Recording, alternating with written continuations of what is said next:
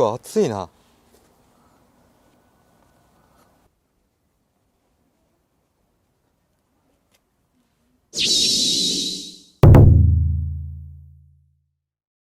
はい、皆さんこんにちは。車の大自然カッカシヌッピーです。今回はこちらジーオンのガラスクリーナーなのかな、これを使って実際に車の窓ガラスをちょっとお掃除してみようと思います。で、どういうものなのか。これはスプレータイプで、削って油膜とか鱗を落とすものではなく、なんだろうな、この液剤で油膜、例えばお子さんがいる家族のお車、ベタベタ子供が窓ガラス外見るときにこう触って、この油膜みたいのがつくんですよ。それを簡単に落とせるっていう商品で、どんな感じなのかちょっと使っていこうと思います。で、匂いはなんかね、ジーオンっぽい匂い。ビニールクリーナーちょっと違うけど近い。なんかね、ジーオンっぽい匂い。こう伝わる人には伝わるかもしれない。ジーオンのクリーナーは結構ね、こういう匂いが多いかな。とりあえず使いやすさとかその辺をちょっと見ていこうと思います。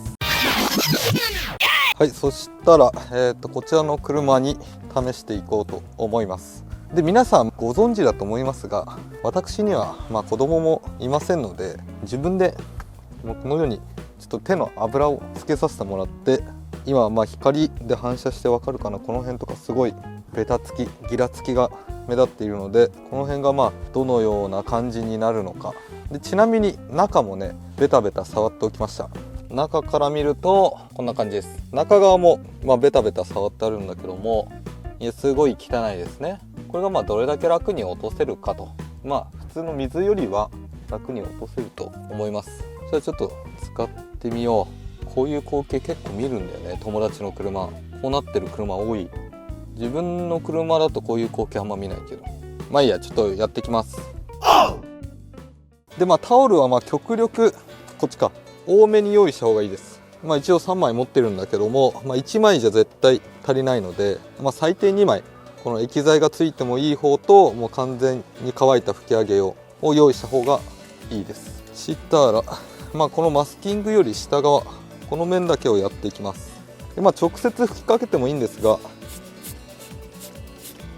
このようにクロスに取ってあげると使いやすいと思います。やっぱ飛び散っちゃうからね、この面。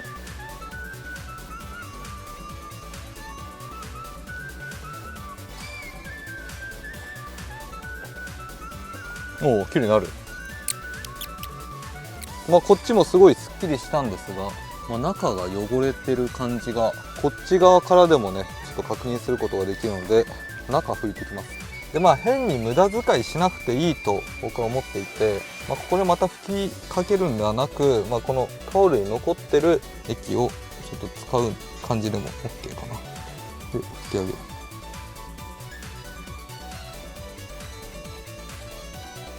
綺麗になった。全然違いますね。楽に落とせるね。やっぱそういう油分の分解系の成分が入ってるんだと思う。で、ジーオンちょっとね、問題点一つあって、そう、成分が書かれてない。そこだね、僕はちょっと気になってるのは。けど簡単に落とせますね。ちょっと外からも見てみますか。これが外から見た感じです。で、さっきの手の油みたいなこういうやつ、これは落ちてるんですが、この光の加減でわかるかな、この辺の水垢とかは、一切落ちていません。水垢を落とす成分っていうのは入ってないので、これは仕方ないことですね。けど全体的にすっきりした感じ。こうなるとね、ちょっと水垢が目立つから落としたくなってくるんですよね。上も綺麗にしちゃおっか。これもまだタオルに液剤染み込まれてるので、そのままいきます。で、この中の汚れ見えるかな。外側はある程度綺麗になったんですが、この水垢じゃなくてこの辺の汚れ、これはもう中側の汚れなので、次中側をちょっと綺麗にしていきます。もうワンプッシュで十分だね。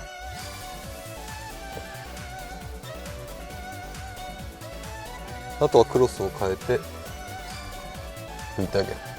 全然違う。クリア感がね、全然違います。綺麗、ほんと綺麗。そしたら今、ここの面をやったんだけども、中から見た時全然クリア感が違かったので、この面ちょっと半分分けて、ちょっと施工前と施工後のクリア感を見ていこうと思います。右側、こっち側ちょっと施工しようか。なんかケバケバがつきにくい。このなんかクリーナーで、最初この拭いた1回目この時はつくんですけど、その後にこの空拭きで拭き上げた時につきにくい。これなんか帯電防止効果もあるのかな。もうこの時点でねすごいすっきりしてます。そしたら中からも拭きますと。まだだけど汚れてるね。中がなんかツルツルになる。何これ。なんか精製水とはまたなんか違ったような感じ。コーティング効果は特にないんだよね。なんか拭いてる感じが汚れがなくなったからなのかな。全然違う。ちょっとマスキング剥がします。これ映ってるかな。ちょうどここに線があります。カメラでもわかるね、このスッキリ感っていうの。奥の内装の色がここでちょうど分かれてるのがわかると思います。ちょっと中からも見てみます。この違い分かりますかね。ちょうどど真ん中、こっから左側だけ綺麗にしてあります。ガラスはね結構ほんとパッと見、綺麗な気がしても結構汚れていたりします。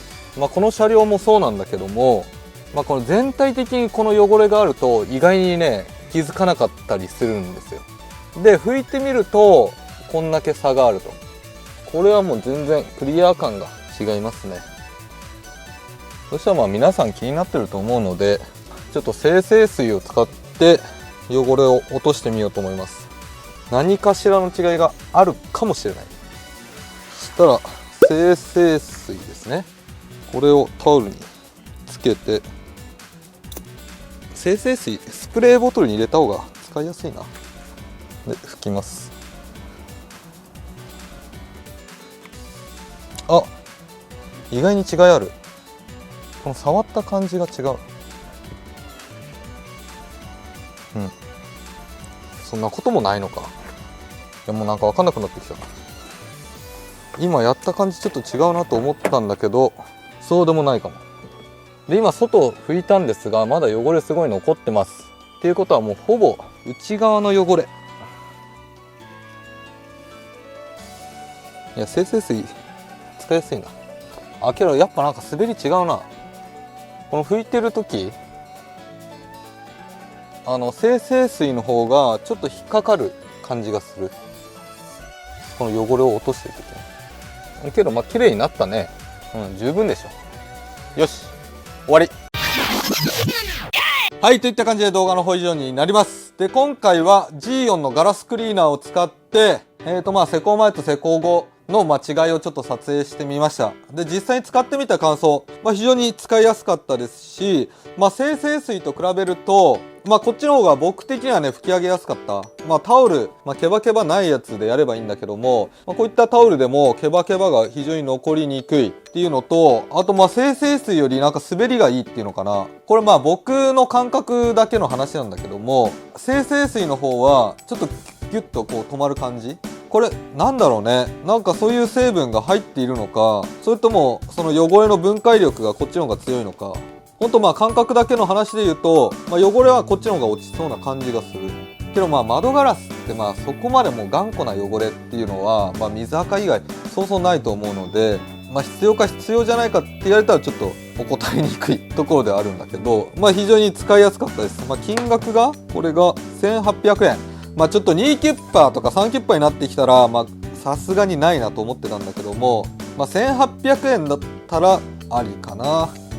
すでに G4 を使っていて、G4 商品で揃えてる方とかだったら、なおいいと思います。けどコスパをね重視したいんだったらやっぱり精製水、100円ぐらいなので、そっちの方がお買い得かな。でこれちなみに携帯とかの画面にも使えるみたいで、さっきちょっと軽く使ったんですよ。すごい綺麗になりました。で空拭き、この空拭きがねほんとガラスでも本当に重要になってきます。その精製水でも、こういったクリーナーでも、同じなんだけども、このタオルにこのクリーナーをつける。そうなるとここが濡れるんですよ。まあ当たり前の話なんだけども、この濡れた状態で、拭き上げようとしてもやっぱりどうしてもね、ここに水分が残っているので拭き筋みたいのが出ちゃうんですよ。それをしっかり乾いたクロスで拭き上げる。でこれも乾いたクロスで拭き上げてっても、こっちがまたねちょっとずつ濡れてきたりするんですよ。だからしっかり面を変えてあげる。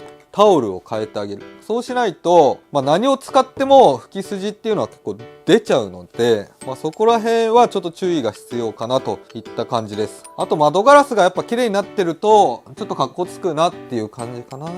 特にフロントガラスとかだと、事故につながる可能性も出てくるので、窓ガラスのケアっていうのは、ボディよりねしっかりやっといた方がいいと僕は思っています。なので気になった方は購入してみてください。はい。とりあえず今回はこんな感じで動画の方以上になります。この動画が面白いなと思った方はぜひチャンネル登録と高評価お願いします。それでは、また来週。